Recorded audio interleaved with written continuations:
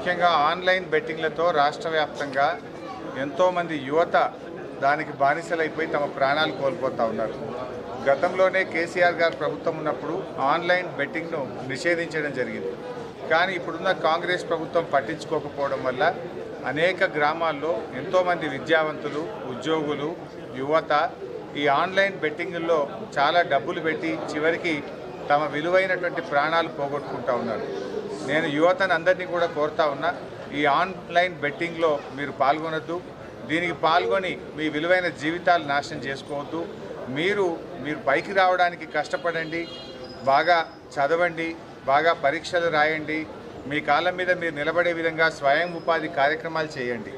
ఈ short cut మెథడ్లో ఎవరు కూడా పైకి రాలేరు. ఆన్లైన్ బెట్టింగ్లో ఎవరు డబ్బు సంపాదించే వాళ్ళు ఉండరు. ఆన్లైన్ బెట్టింగు మీ డబ్బు పోతుంది, కుటుంబ పరువు పోతుంది, చివరికి మీ ప్రాణాల మీదకి వస్తుంది. మిమ్మల్ని కన్న తల్లిదండ్రులు, మీ భార్య పిల్లలు, వాళ్ళ జీవితాలను దృష్టిలో పెట్టుకోండి. ఆన్లైన్ బెట్టింగ్లోకి వెళ్ళి దానికి వ్యసనానికి లోనైపోయి మీ భార్య పిల్లలకు ఇబ్బంది కాకుండా, మీ తల్లిదండ్రులకు ఇబ్బంది కాకుండా మీరందరూ కూడా దానికి దూరంగా ఉండాలని చెప్పి నేను యువతను ప్రత్యేకంగా కోరుకుంటా ఉన్నాను.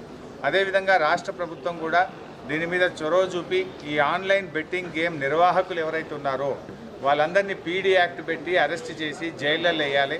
యువతకు ఇబ్బంది లేకుండా యువతను కాపాడాలని చెప్పి ప్రభుత్వానికి నేను అప్పీల్ చేస్తాను.